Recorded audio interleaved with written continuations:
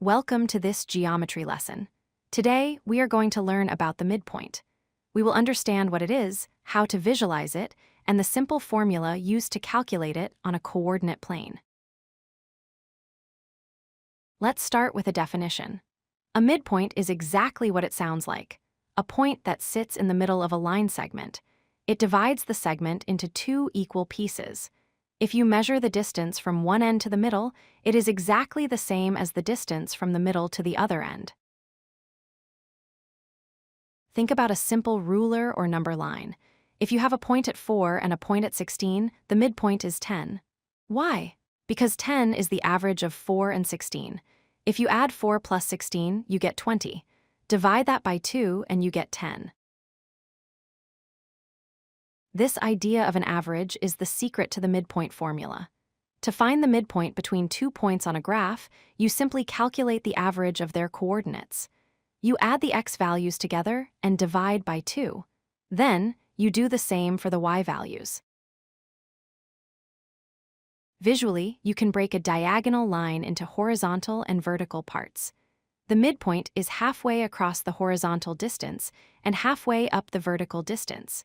It is literally the middle of the run and the middle of the rise. Let's try an example. We have point A at 2, 4 and point B at 8, 10. First, we take the x values 2 and 8. 2 plus 8 is 10, divided by 2 is 5. Next, the y values 4 and 10. 4 plus 10 is 14, divided by 2 is 7.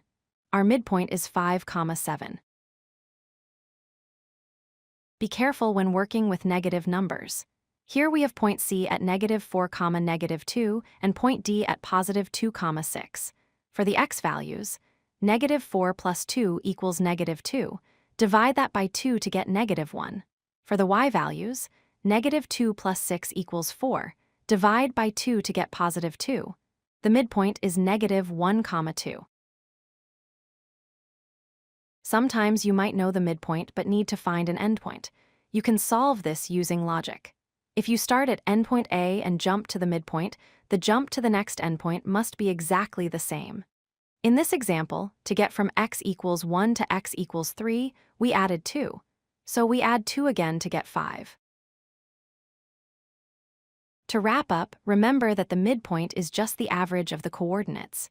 It divides a segment into two equal parts.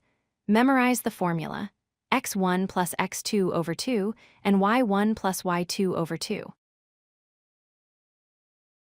Thank you for watching.